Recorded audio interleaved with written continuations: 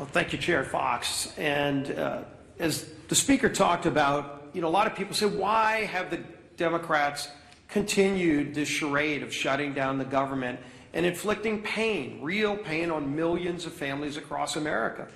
And the Speaker laid it out real clear. Chuck Schumer filed an alternative bill weeks ago of his list of demands, literally a list of demands that he said have to be met before he releases the American people from this torrential pain he's inflicting.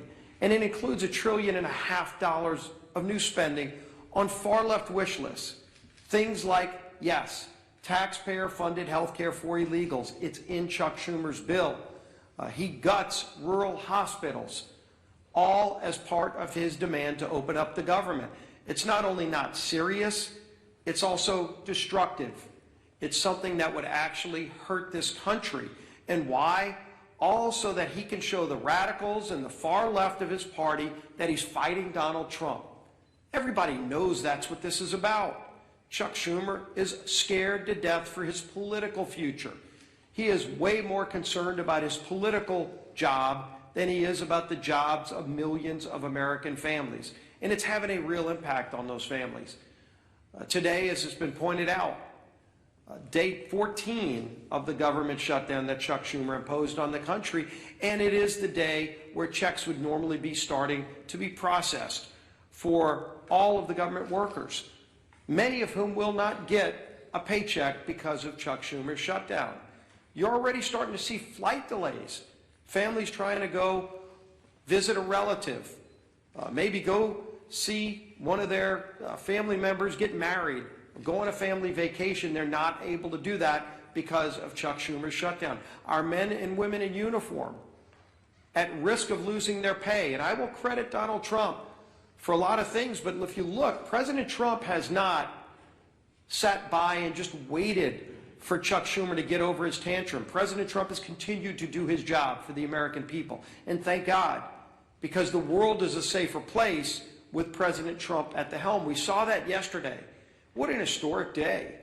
And again, a real contrast to the temper tantrum that Chuck Schumer's having to appease the most radical elements of the far left base here in America. President Trump traveled to Israel, traveled to Egypt to sign historic peace accords, to oversee the release of hostages. Finally, all of the living hostages returned home to their loved ones after more than 2 years since the October 7th attack by Hamas.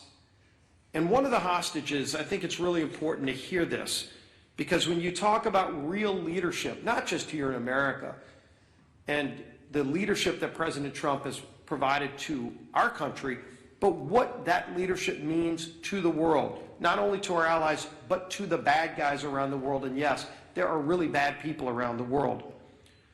One of the former hostages who was released yesterday, Omar Shem Tov, credited President Trump with getting the hostages home. And he said, Hamas, quote, was very scared of Trump. They wanted Kamala to be elected. As soon as Donald Trump was elected, they understood that he wanted to bring us back home. So immediately, the way they treated me changed. That was a direct quote from one of the hostages who was released yesterday. You can see that leadership by President Trump on the world stage, and just such an historic day, a day where people were literally dancing in the streets in Middle Eastern countries. Peace in the Middle East. It used to be a platitude that for decades seemed to be a mirage in the desert, and yesterday it became a reality because Donald Trump said he was going to do something that nobody else thought could be done, but he knew it had to be done, and he made it happen and gave so much closure, important closure to those families, brought their loved ones back home, but told the bad guys that you're on alert.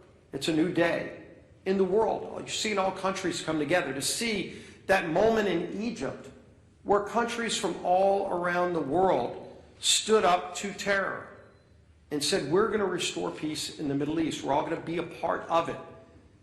And there's only one man that brought that together, and it was Donald Trump.